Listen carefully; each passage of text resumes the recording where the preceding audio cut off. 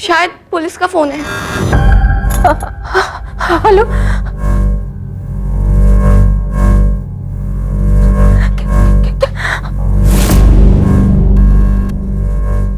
माँ, क्या हुआ माँ? बोलो माँ। सरला, क्या कह रही थी पुलिस? कंकाल ही तो इसका ही है।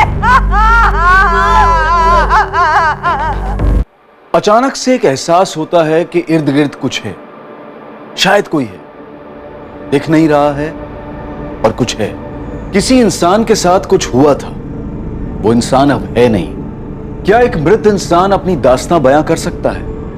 क्या वो किसी तीसरे, किसी अनजाने को कोई सिग्नल भेज सकता है?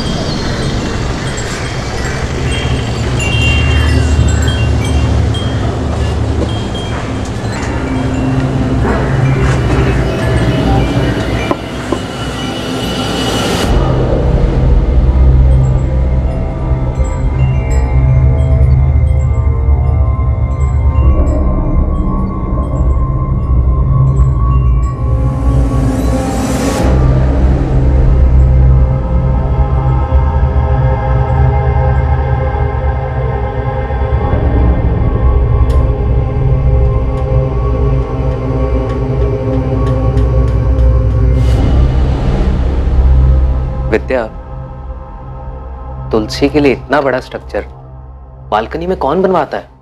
क्या मुकुंद, तुम हर दिन एक ही बात पकड़ के बैठ जाते हो यार। यार देखो तो सही, कितना अजीब लगता है ये। क्या अजीब? एक तुलसी तो है वहाँ। तुलसी थी जो कि पता नहीं कितने टाइम पहले सूख चुकी है, और एक छोटे से पौधे के लिए इतना बड़ा स्ट्रक्चर।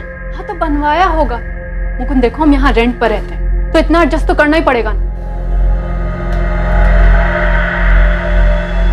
अच्छा ठीक है, जब तुम अपना घर बनवाना तो वहां ऐसा कुछ मत बनवाना, ओके? यार मैं इसलिए बोल रहा हूँ क्योंकि देखो वो कितनी जगह घेर रहा है, कितना अजीब है सब कुछ, और वो पौधा ना जाने कितने टाइम पहले सूख चुका है। तो हम वहां नया पौधा लगवा देंगे। वैसे भी तुलसी का होना घर के लिए शुभ होता है, क्या बोलते हो? वो घर नए शादीशुदा जोड़े मुकुंद और विद्या ने किराए पर लिया, लेकिन वो तुलसी क्यारा इतना बड़ा, इतना अजीब था कि मुकुंद चाहकर भी उसे अनदेखा नहीं कर पाता था। उसकी वजह से मुकुंद बेचैन हो जाता था, और अब मुकुंद और विद्या को इस घर में एक दिल दहला देने वाला अनुभव होने वाला था।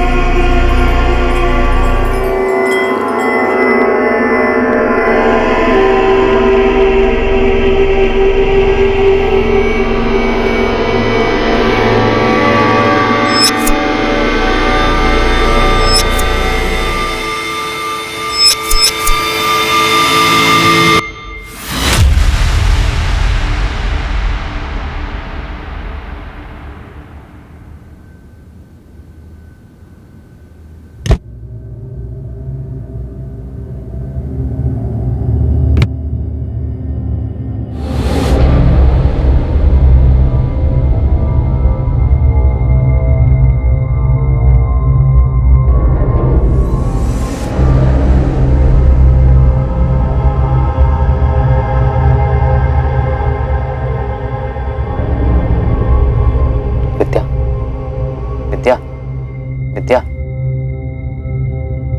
क्या हुआ मुकुंद? यार वो तुलसी क्यारा। यार तुम्हें नींद में भी वही दिखाई देता है क्या?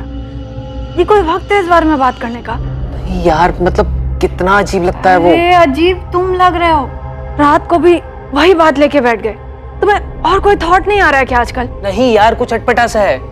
सो जाओ मुकुंद। विद्या मेरी बात तो सुनो यार, प्लीज। सुबह मैंने माली को बुलाया, वो आके दूसरा पौधा लगा देगा। अभी प्लीज सो जाओ, मुझे भी सोने दो।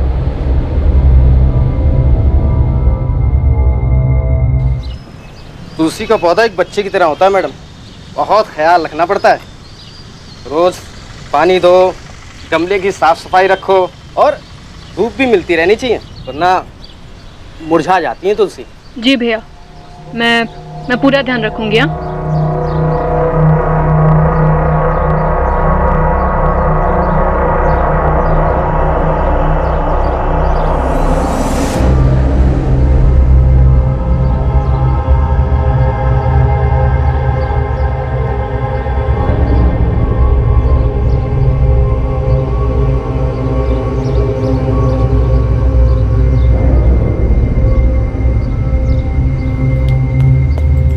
लीजिए मैडम, हो गया।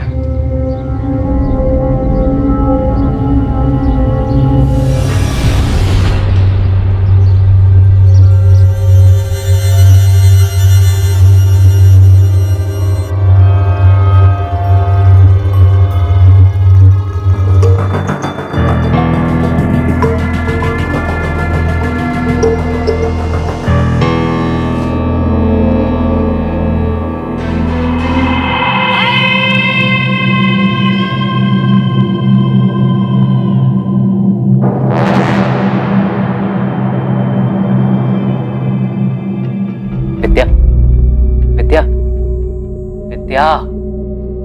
अरे यार अब क्या है मुकुंद, प्लीज फिर से शुरू मत हो जाना तुम। यार उस तुलसी क्यारे को देखकर लगता है जैसे किसी ने अपना सामान लाकर हमारे घर में रख दिया हो। यार इतना बड़ा क्यों बनवाया है वो?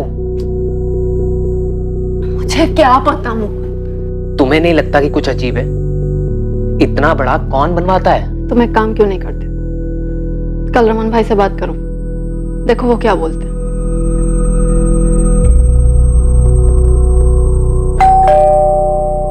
अरे क्या हुआ मुकुंद, अचानक से बुलाया, फोन पे भी कुछ बताया नहीं, कुछ प्रॉब्लम हुआ क्या? नहीं रमन भाई, कोई प्रॉब्लम नहीं है। आइए ना, अंदर आइए। रमन भाई घर बहुत अच्छा है, सब कुछ ठीक है यहाँ। हाँ। लेकिन वो बालकनी में। बालकनी में क्या हुआ? आप चलिए ना, मैं दिखाता हूँ आपको। चलो चलो चलो। क्या हुआ बोलो बेटा। अब ये जो आपने तुलसी के लिए बनवाया है, ये काफी बड़ा है, काफी जगह भी घेरता है और अच्छा भी नहीं लग रहा है। थोड़ा बड़ा तो है, लेकिन अभी बन गया तो क्या करें बोलो। अगर आप बोले तो हटवा दूं इसे। हटवाओगे मेरे को कोई दिक्कत नहीं है, लेकिन जो भी खर्चा होगा वो तुम देना, मेरे से मत मांग। हाँ, आप उसकी टेंशन मत लीजिए, मैं देख लूंगा वो सब। ये तोड़ने में जो टाइल वाइल टूटेगा, जो नुकसान होगा, उसका पैसा तुम्हारे डिपॉजिट में से काट लूंगा। आप उसके लिए बेफिक्र रहिए रमन भाई, मैं बहुत ध्यान रखूंगा उस चीज का। हाँ तो फिर करवाओ, चलो चलो। वो तुलसी क्यारा पूरा हटवाने की क्या जरूरत है, 2-3 ब्रिक हटवा के थोड़ा छोटा करवा दो ना बस। क्या दिक्कत है विद्या, अब तो रमन भाई ने परमिशन दे दी है ना। कोई प्रॉब्लम नहीं है, पर अभी अभी मैंने वो पौधा लगवाया है और अभी हटा देंगे तो घर के लिए अशुभ होगा ना। सिर्फ क्यारा हटवा रहा हूँ विद्या, पौधा हम किसी दूसरे गमले में लगा देंगे, तुम्हारे लिए साफ सफाई के लिए भी आसानी हो जाएगी, है ना? अरे बाबा, कल नया गमला ला दूंगा, तुम टांग देना उसे जहां मन करे, ठीक है? अच्छा सुन, एक काम करते हैं, पहले मिट्टी निकाल लेते हैं, उसके बाद क्यारा तोड़ते हैं। इससे हम लोगों का काम आसान हो जाएगा और ज्यादा मेहनत भी नहीं पड़ेगी।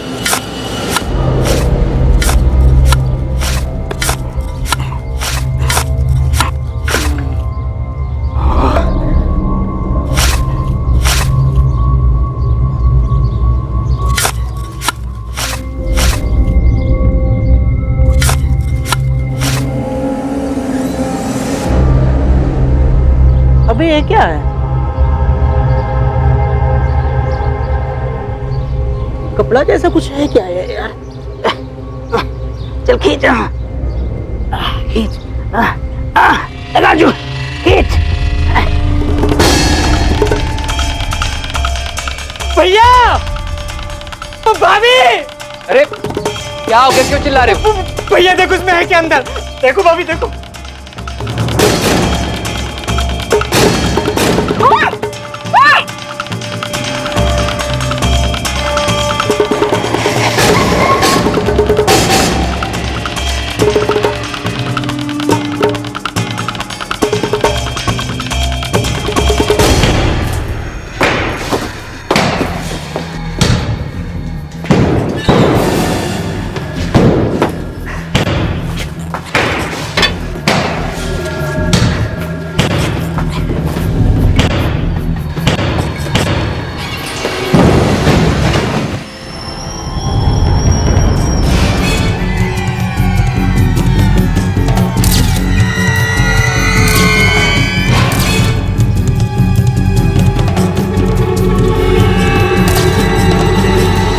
हमें बस 1 महीना ही हुआ है सर किराए पर ये फ्लैट लिए हुए।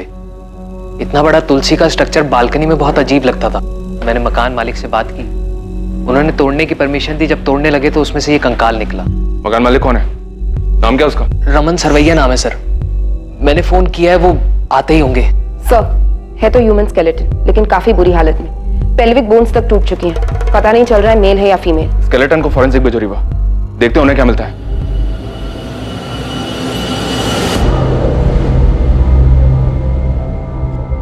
ये कहां से लाए तुम लोग? कहां से लाए क्या मतलब? अरे हम कहां से लाएंगे?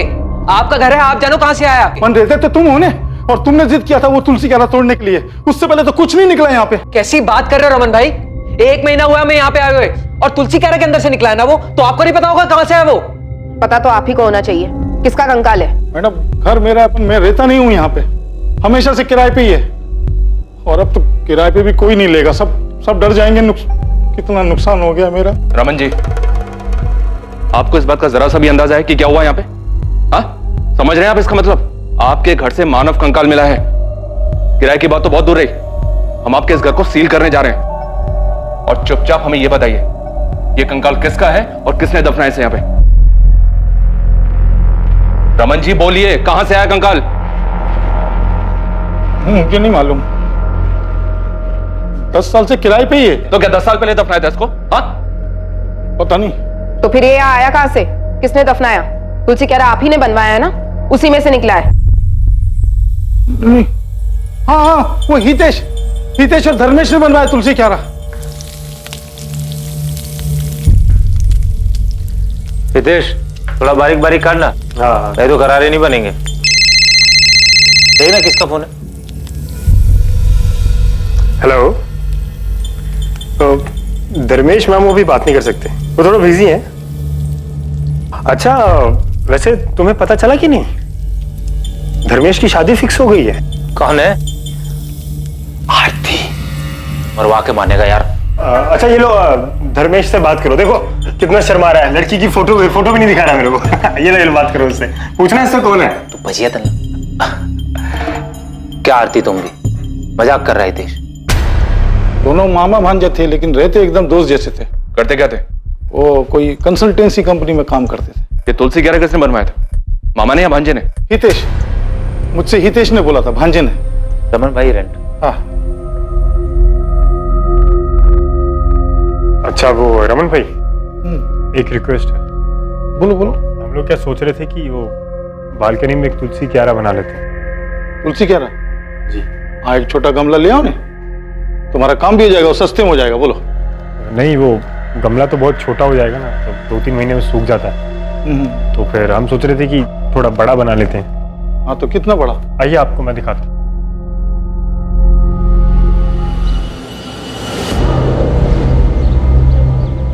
यहाँ पे समझ लो 2 फीट या 3 या 4 फीट। अरे इतना बड़ा क्यों?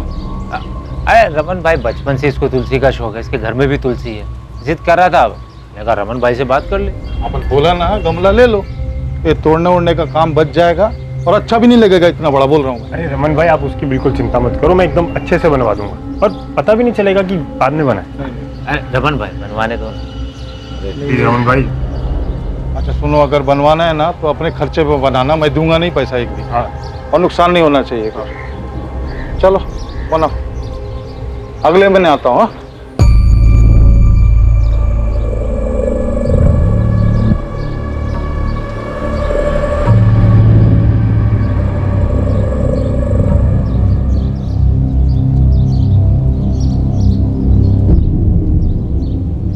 धर्मेश, कुछ गड़बड़ तो नहीं लग रहा ना? एकदम परफेक्ट, इससे काम हो जाना चाहिए। पक्का? मतलब ऐसा तो नहीं लगेगा ना ये बालकनी के साथ नहीं बनाया? नहीं, सही हो गया। फिर भी एक बार चारों ओर से देख के बताओ ना, मतलब पक्का कुछ पता नहीं चल रहा है ना? देख, तो तू नहीं बताएगा ना, किसी को पता नहीं चलेगा। अब कहाँ हैं दोनों मामा भांजे? पता नहीं मैडम, बाद में पता चला कि दोनों गायब हैं। मतलब मिसिंग? कैसे और कब से गायब है? ये तो पता नहीं, लेकिन यहाँ से जाने के कुछ दिन बाद गायब हो गए। कहाँ गए किसी को मालूम नहीं। अभी ज्यादा कुछ तो नहीं, लेकिन इतना बता सकती हूँ कि ये नेचुरल डेथ नहीं थी, ये एक मर्डर था। जी, जिस तरह से बॉडी को छुपा कर रखा गया था, नेचुरल डेथ तो नहीं लगती, मर्डर ही हो। अब बता सकते हैं मौत कैसे हुई होगी? यस सर, ये देखिए, स्कल पे बहुत गहरा निशान है, सर पर किसी चीज से बहुत जोर से वार किया गया होगा। भाई रिब केज पे एक पसली टूटी हुई है, साफ जाहिर होता है किसी धारदार चीज से स्टैब किया गया है। मारने वाला कौन होगा? I mean, मेल या फीमेल? अभी तो ये बताना मुश्किल है क्योंकि इनका पेल्विक स्ट्रक्चर टुकड़ों में है और उसे असेंबल करने में थोड़ा वक्त तो जाएगा ही। जेंडर कंफर्मेशन और उम्र पता लगाने के लिए हमें कुछ टेस्ट और करने होंगे। सबसे पहली चौंकाने वाली बात थी कि कंकाल घर के उस स्ट्रक्चर से मिला था जिसे तुलसी के पौधे के लिए बनाया गया था। दूसरी हैरान करने वाली बात यह कि जिस धर्मेश और हितेश ने इसे बनवाया था वो दोनों खुद ही लापता थे।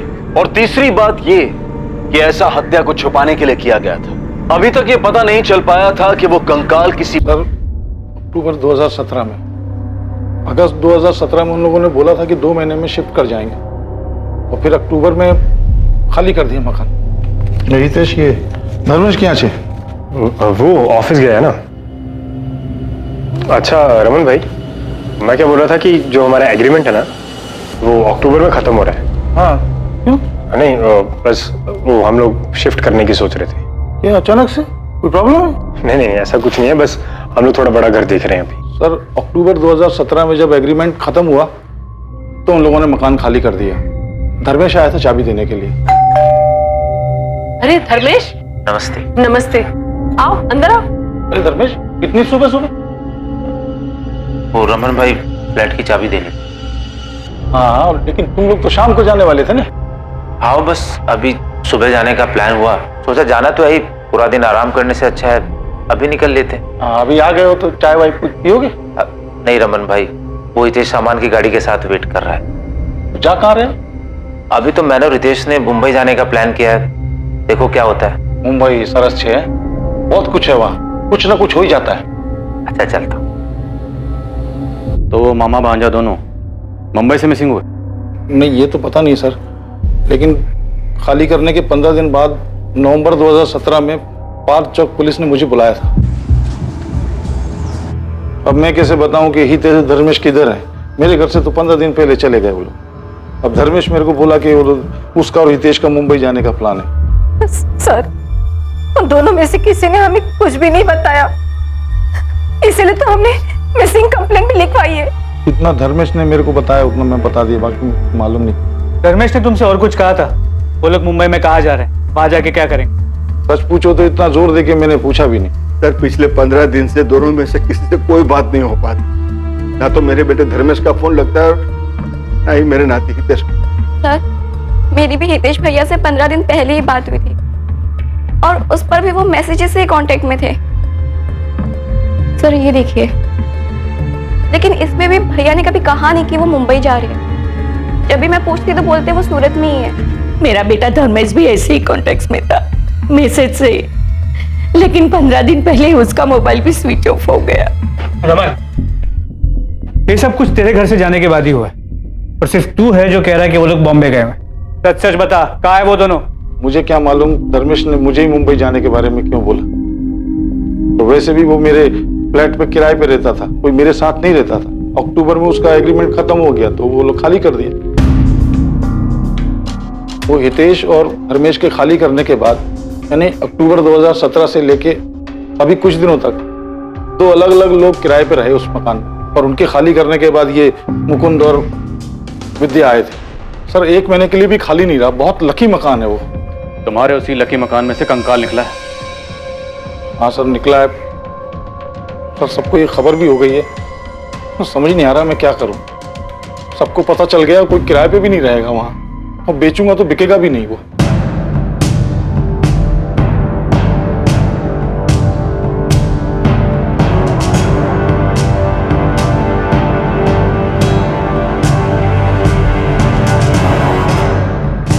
प्रॉपर्टी के दाम बढ़ने के साथ ही किराए पर रहने का चलन भी बहुत बढ़ा है, लेकिन क्या आप नए घर में जाने के पहले उस घर की बारीकी से जांच और पड़ताल करते हैं कि वहां पहले कोई अपराध या क्राइम तो नहीं हुआ? पूरा सूरत हैरान है कि ये कंकाल हमेशा से इस घर के अंदर एक तुलसी क्यारा में दबा हुआ उन दोनों किराएदारों की आंखों के सामने ही था, लेकिन उन्हें इस बात का बिल्कुल भी अंदाजा नहीं लग पाया था। तुलसी क्यारा यहाँ रहने वाले 2 पुराने किराएदारों ने बनवाया था, जो कि खुद भी अभी लापता है। पुलिस को इस मामले में अभी तक कोई भी सफलता हासिल नहीं हुई है और वो मामले की जांच में। रौनक, तुम्हें वो तुलसी क्यारा याद है ना? कैसे भूल सकता हूँ भाभी नहीं। यार मैं सोच रहा हूँ कहीं और काम देख लूँ यार।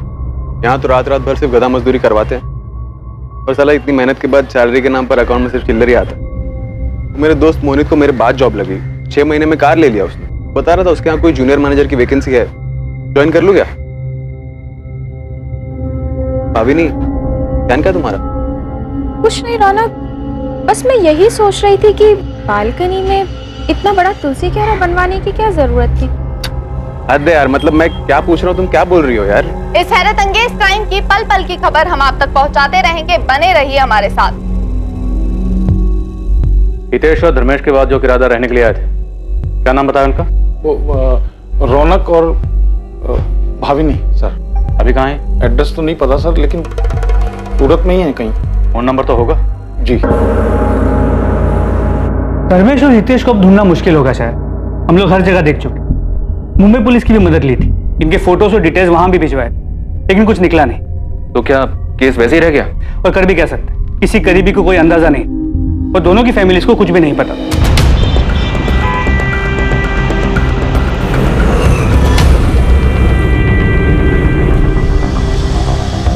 अच्छे लड़के थे दोनों, पता ही नहीं चलता था कि दोनों मामा भांजे थे। उम्र में कुछ ज्यादा फर्क नहीं था, पर दोनों का स्वभाव बहुत ही अच्छा था। कोई गर्लफ्रेंड वर्लफ्रेंड थी उनकी? ये तो नहीं पता कि वो कौन थी, पर एक लड़की थी जरूर जो कभी कभी आती थी। क्या नाम था?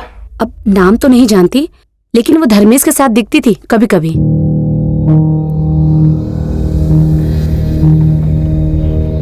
बहन कैसे हैं आप? मजा मा धर्मेश, तू कैसा है? एकदम अच्छा। चलो मिलते हैं बाद में। और हाँ, कभी कभी हितेश भी होता था उसके साथ। तो होता ही नहीं है। क्या हो गया लता बहन? आपकी तबीयत कुछ ठीक नहीं लग रही। और डॉक्टर के पास जा रही हूँ बेटा, थोड़ी तबीयत खराब है। दोनों के साथ रहती थी? गर्लफ्रेंड थी या कुछ और? अब मुझे क्या मालूम मैडम, जो देखा था वो बता दिया। एक लड़की 2 बंदों के साथ आती जाती थी, वो भी किसी भी टाइम पर। सोसाइटी वालों ने कभी ऑब्जेक्ट नहीं किया? और अमन भाई को इस बारे में पता था? ऑब्जेक्शन जैसी बात तो कोई सामने नहीं आई, पर हाँ, वो कुसुम है ना 3rd फ्लोर वाली, उसने एक बार बताया था कि वो हितेश की बहन है, तो मुझे कुछ पूछना ठीक नहीं लगा। गलती तो आपसे भी हुई, आपको सब अच्छे से चेक करना चाहिए था ना। अरे मैं क्या चेक करता श्वेता? मेरे को क्या मालूम घर के अंदर क्या चल रहा है क्या नहीं चल रहा है? मेरे को क्या मालूम? मैं क्या दीवार फोड़ के जमीन खोद के देखता कि किधर लाश दबी किधर क्या दबा है? वो जो भी था, अब सब यही बोल रहे कि रमन भाई के घर से कंकाल मिला। अब तो बोलने तो अभी क्या कर सकते हैं?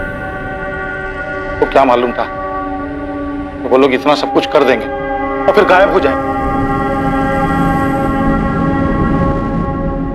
पहले दिन से मेरे को शक करना चाहिए। जब वो हितेश बोला था ना इतना बड़ा तुलसी क्यारा बनाने के लिए, मना कर देना चाहिए। सब पहले से प्लान किया था उन लोगों ने। जब तक तू नहीं बताएगा ना, किसी को पता नहीं चलेगा। धर्मेश और हितेश के ऑफिस गए थे आप लोग, वहां से कुछ पता चला क्या? जी, हम लोग दोनों के ऑफिस गए थे पता करने। ये धर्मेश एक कंसल्टेंसी फर्म में काम करता था। वहां उसके कलीग से बात करने के बाद मुझे लगा कि कुछ तो अटपटा है। जी हाँ, धर्मेश हमारे ही ऑफिस में काम करता था। अब काम में भी ठीक ठाक ही था, लेकिन एक दिन अचानक बोला कि वो ऑफिस छोड़ के जा रहा है। कब की बात है? जी शायद अगस्त 2017 की। ये क्या है? मेरा रेजिग्नेशन लेटर सर, मैं कल से नहीं आ पाऊंगा। क्या? कल से? अरे भाई अचानक ऐसा क्या हो गया कि तुम रेजिग्नेशन लेटर दे रहे हो? सर मैं सारी लाइफ ये नहीं करना चाहता। अच्छा, ताजमहल बनाना चाहते हो क्या? अरे भाई ऑफिस में एडवांस में कुछ नोटिस देने का होता है कि नहीं? मैं यहाँ एक भी दिन नहीं रह पाऊंगा सर, कुछ करना चाहता हूँ। और नोटिस न देने के लिए सर जो भी चार्जेज हैं वो मेरी सैलरी में से काट लें। मैं कंटिन्यू नहीं कर पाऊंगा सर। रिजाइन करने के कुछ दिन पहले से ही बड़ा अजीब सा बिहेव कर रहा। अजीब सा बिहेव कर रहा? क्या मतलब? उखड़ा उखड़ा सा रहता था, जैसे कोई परेशानी हो। ऐसा लगता था कि वो अपने काम से पूरी तरह उब चुका है।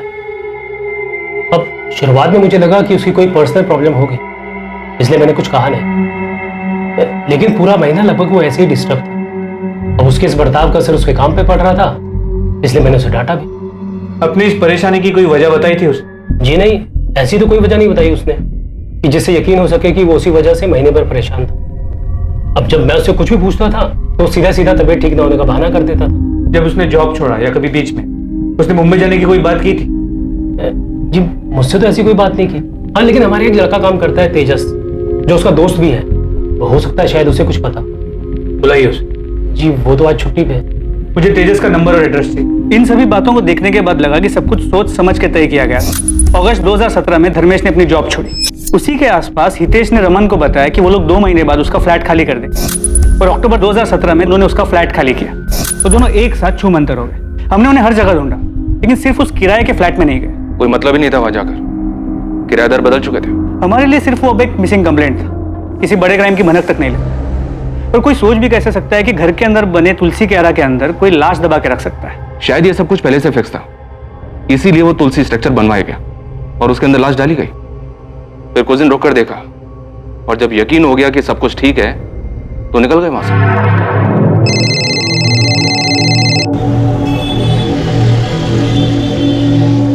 अरे वाह, बोलो। सर, धर्मेश और हितेश के एसके अपार्टमेंट वाले पड़ोसियों से बात हुई। पता चला है किसी लड़की का उनके घर आना जाना था। लड़की? कौन थी वो? नाम एड्रेस कुछ पता चला क्या? नहीं, अब तक नहीं सर। ठीक है, पता करो। किसी लड़की के बारे में पता चला था आप लोगों को जो उनके घर आती जाती हो? हाँ, इन्वेस्टिगेशन के दौरान एक आरती चावड़ा का नाम सामने आया था। धर्मेश के दोस्त तेजस ने भी उसके बारे में बताया।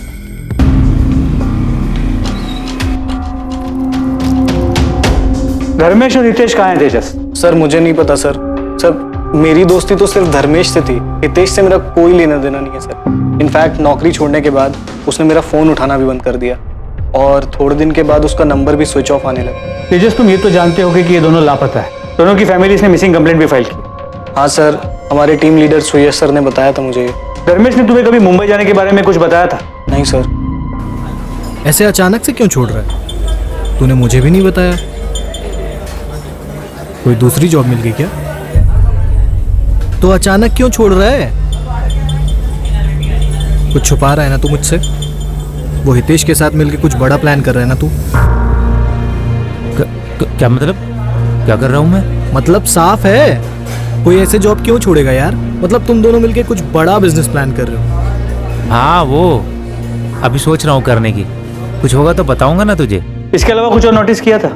कोई लड़की वड़की का चक्कर? सर उसने कभी कुछ सामने से बताया नहीं सर। धर्मेश और हितेश के कॉल रिकॉर्ड्स में एक कॉमन नंबर मिला है। इस लड़की आरती का है।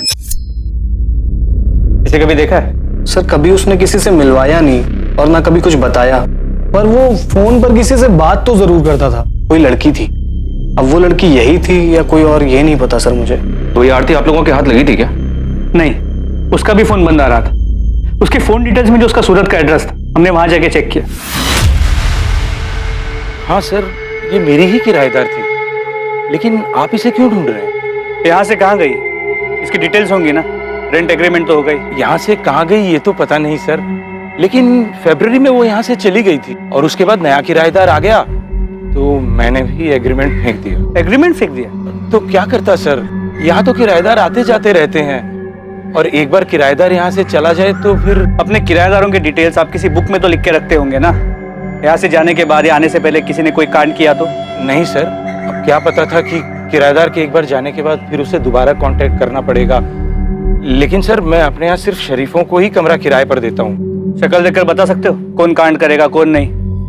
सबसे खतरनाक मर्डर भोली शक्लों वाले लोग करते हैं। आरती ने कोई मर्डर किया है सर? वो हम इन्वेस्टिगेट कर रहे हैं। 2 लड़के गायब हैं और उनकी फैमिलीज ने मिसिंग कंप्लेंट फाइल की। आरती उन्हें जानती थी, पर आरती का भी फोन बंद आ रहा है। ये आरती जॉब कहाँ करती थी? किसी सॉफ्टवेयर कंपनी में HR में थी। उसके बाद भी हमने आरती को ट्रैक करने की कोशिश की। फिर हमें लगा कि शायद उनके रिलेशन के बारे में उनकी फैमिलीज को पता नहीं था। शायद धर्मेश आरती को लेकर भाग गया और हितेश ने उनकी मदद की, लेकिन आगे की इन्वेस्टिगेशन में ऐसा कोई लिंक सामने नहीं आया। और ये हितेश जहाँ काम करता था वहां से कुछ पता चला? हितेश एक टूर्स एंड ट्रेवल्स की कंपनी में काम करता था। हितेश वो तो गजब का धोखेबाज निकला सर। अगस्त 2017 को सैलरी निकाला मेरे पास, और उसके बाद तो उसने दर्शन ही नहीं दिया। कितना फोन किया मैंने, पर लड़का बात करने तक को राजी नहीं। उसके बाद कभी उससे कांटेक्ट हुआ? बस सर एक मैसेज किया था उसने, जगन भाई मैं काम छोड़ रहा हूँ, दूसरा काम पकड़ लिया है। अब मैं उसको क्या बोलता सर? शिरडी का 2 टूर सर पर था जो इस हितेश के भरोसे बुक किया था मैंने, लेकिन वो साला तो टांग दे गया ना। हितेश की बहन नमिता, माँ सरला, पिता दलपत, धर्मेश के पेरेंट्स कोकिला और हसमुख, उन दोनों की खोज खबर लेने के लिए महीनों तक फोन करते रहे। शुरू में तो वो हर हफ्ते पुलिस स्टेशन आते थे, फिर वक्त भी था तो आना बंद किया, पर पूरे 1 साल तक वो लोग फोन करते रहे। और शायद वो लोग भी ये बात समझ गए, इसलिए अक्टूबर 2018 के बाद उन्होंने कभी फोन नहीं किया। इतनी इन्वेस्टिगेशन की आप लोगों ने, कहीं किसी मोड़ पर आपको ऐसा लगा क्या कि ये दोनों किसी गलत काम में थे? सुनील, ऑफ द रिकॉर्ड कहूं तो एक पल के लिए लगा था कि इन लोगों ने ऐसा ही कोई क्राइम किया है और इसीलिए भाग रहे हैं, लेकिन ये प्रूव करने के लिए हमारे पास कोई भी सुराग नहीं था और फिर हम दूसरे केसेस में बिजी हो गए। लेकिन हमें कभी भी ऐसा नहीं लगा था कि इन्होंने उस किराए के फ्लैट में इतना बड़ा कांड करके लाश को दफन किया। यस, अगर वो कंकाल सामने नहीं आता तो किसी के लिए भी इस बात का अंदाजा लगाना बहुत मुश्किल था। हम लोग हार्ड एंड क्रिमिनल्स पे नजर रख के क्राइम को कंट्रोल कर सकते हैं, लेकिन कोई ऐसे लोगों का क्या करे? इनके तो घर वालों को भी नहीं पता होता कि इनके दिलों में क्या चल रहा है। बादशाह पुलिस को उनकी तहकीकात में कोई लीड नहीं मिली? नहीं सर, कोई लीड नहीं मिली। लेकिन यह भी अजीब है सर कि हितेश और धर्मेश के बाद रौनक और भाभी उसी घर में किराए पर रहे, पर उन्हें भी कोई स्मेल नहीं आई। पक्का बहुत मेहनत की होगी सर दोनों ने लाश को छिपा कर रखने में। ये भी मेक श्योर किया होगा कि कोई स्मेल ना आए। पूरी तसल्ली करने के बाद ही घर छोड़ा होगा।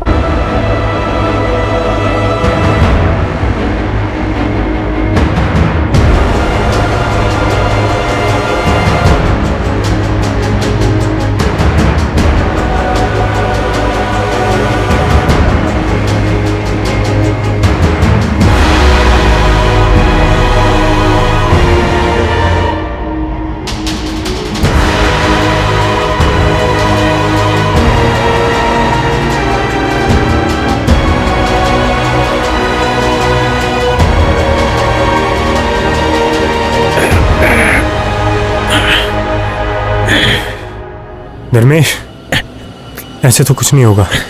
हमें ध्यान देना होगा कहीं कोई बदबू ना आए। हाँ हितेश, हमें समय समय पे चेक करना होगा। अगर पड़ोसियों को बदबू आ गई ना, हम फंस जाएंगे। ये आरती भी हमारे लिए पहेली बनी हुई है। रुपेश, कहीं वो कंकाल आरती का तो नहीं?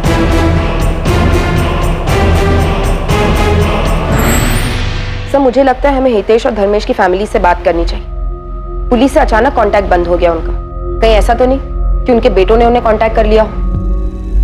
ठीक है, आप अकेले निकलो, बिना बताए उनके घर पहुंचो, देखते हैं क्या हाथ लगता है। सर, एक बार ये रौनक और भावनी से भी बात करें क्या? अक्टूबर 2017 से मई 2019 तक तकरीबन 2 साल ये दोनों उसी घर में रहे। उनके बाद मुकुंद और विद्या जून में। रौनक और भावनी से पूछते हैं सर, क्या उन्हें कभी कोई स्मेल नहीं आई? बुलाओ इन दोनों को भी, उनके पास भी कोई ना कोई कहानी तो होगी सुनाने के लिए। इस हत्याकांड में शक की सुई अब हितेश और धर्मेश पर थी, और अभी तक पुलिस को इसका भी कोई अंदाजा नहीं था कि मरने वाले की पहचान क्या थी। वो सिर्फ अंदाजा लगा रहे थे कि विक्टिम शायद आरती थी, जिसे दोनों ही सस्पेक्ट जानते थे। लेकिन उसकी हत्या क्यों हुई थी, इसकी भी अभी तक कोई वजह सामने नहीं आ पाई थी। क्या वाकई में पुलिस का यह अंदाजा सही था? क्या सच में ऐसा ही हुआ था, या कहानी में कोई तीसरा एंगल भी था जिसमें न मारने वाले का पता था और न मरने वाले का?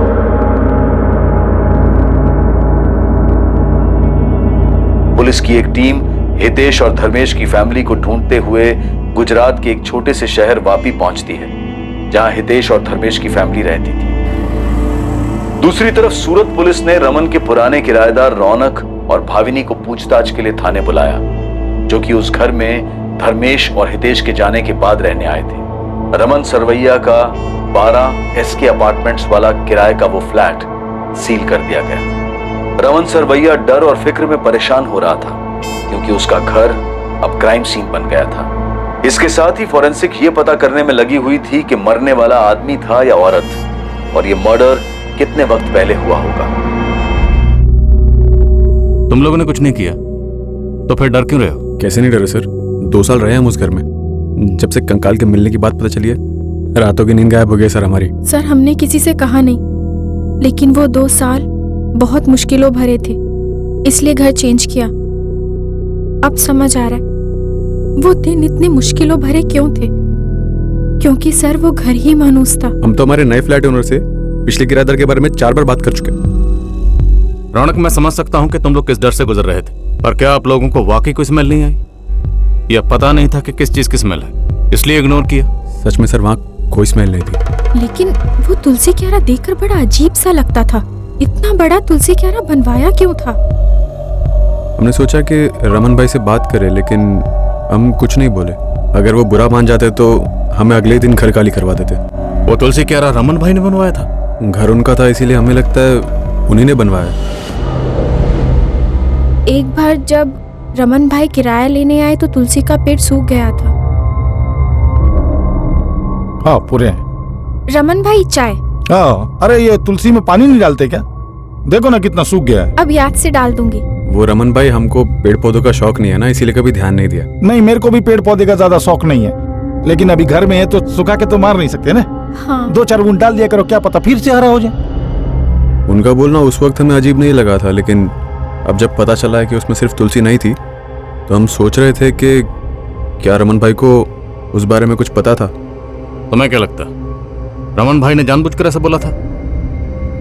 ऐसे ही कैसे किसी पर उंगली उठाए सर, उनके लिए भी ठीक नहीं होगा। हो सकता है जैसे हमें ना पता चला हो, उन्हें भी कुछ ना पता चला हो। ठीक है, आप दोनों जा सकते हैं।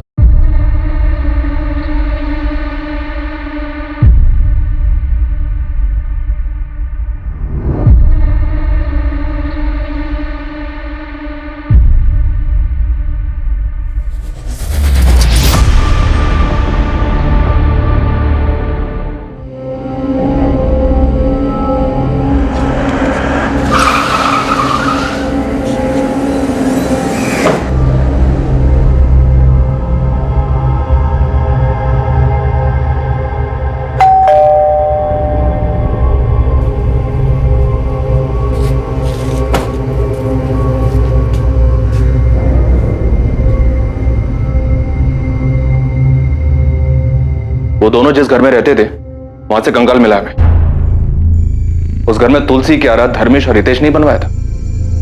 कंकाल मतलब हड़पिंजर? हाँ, लाश छिपाई है उन्होंने, जो कंकाल बनकर अब सामने आई है। हमें शक है कि दोनों ने मिलकर मर्डर किया है, इसीलिए 2 सालों से फरार है।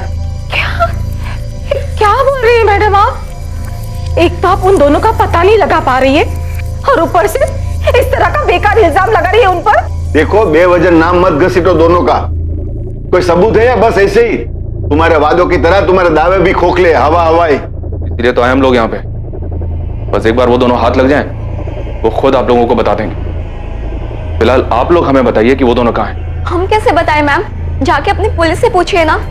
हमने तो मिसिंग कंप्लेंट दर्ज करवाई थी दोनों की, तब तो आपको कुछ नहीं मिला था। साथ मत दीजिए उनका। मर्डर हुआ है यहाँ प्लान तरीके से।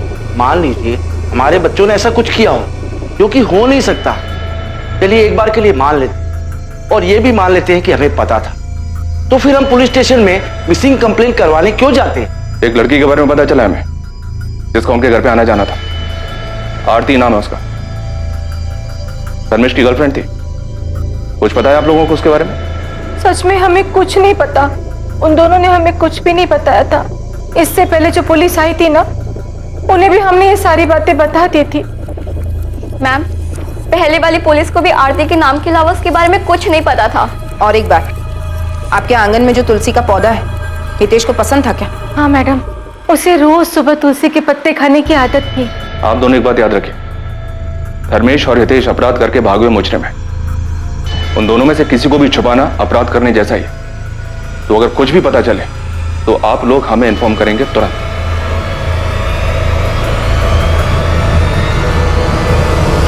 डॉक्टर, कोई नई इन्फॉर्मेशन? जी बिल्कुल, मैं आपको बता सकती हूँ कि मरने वाला कोई मेल था और उसकी उम्र तकरीबन 24 से 30 वर्ष रही होगी। और मौत कितना अर्सा पहले हुई थी? हमने जो बोन टेस्ट किए हैं उससे तो यही पता चलता है कि स्केलेटन 2 से 4 साल पुराना है। सर, अभी तक उस घर में 4 किराएदार रह चुके हैं। पहले धर्मेश और हितेश, और उनके बाद भाविनी और रौनक। पता नहीं किसने किसको मारा है। मुझे नहीं लगता रौनक और भावनी ने किसी को मारा, क्योंकि उनसे बातचीत में ऐसा कुछ सामने नहीं आया। ये तो अजीब ही है सर। अभी तक तो हम इस मामा भांजे की जोड़ी को सस्पेक्ट मान के चल रहे थे कि इन्होंने शायद किसी लड़की को मारा था, और शायद वो आरती होगी। लेकिन यहाँ तो मामला ही उल्टा निकला। तो फिर मरा कौन था सर? नहीं, जो भी हो, इतना तो है कि ये जुर्म तब हुआ जब उस घर में ये मामा भांजा दोनों रह रहे थे। वो दोनों गायब है, तो इन दोनों का इस जुर्म से कोई ना कोई ताल्लुक तो है। जी सर, मुझे भी ऐसा ही लगता है। वो तुलसी क्यारा भी उन दोनों की करामात थी, और उन दोनों के वापी वाले घर में भी हमने तुलसी क्यारा देखा। इस बात के चांसेस ज्यादा हैं कि इन दोनों ने किसी तीसरे को मारा, जो कि मेल था। या ये भी हो सकता है कि मामा भांजा की आपस में किसी बात को लेकर खटास रही हो और हितेश ने धर्मेश को मार डाला, क्योंकि रमन को वो तुलसी क्यारा बनाने के लिए हितेश ने अप्रोच किया था।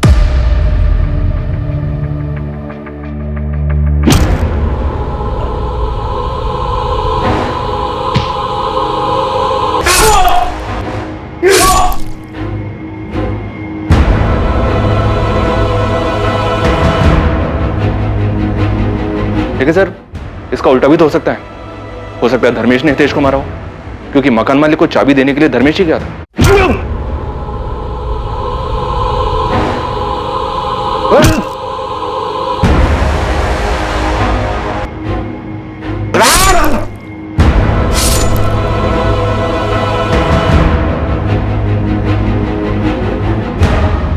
दोनों ना से ही कोई एक तो पकड़ में आए जो हमें सच बता सके कि असल में वहां हुआ क्या था। या फिर हमें ये आरती मिल जाए।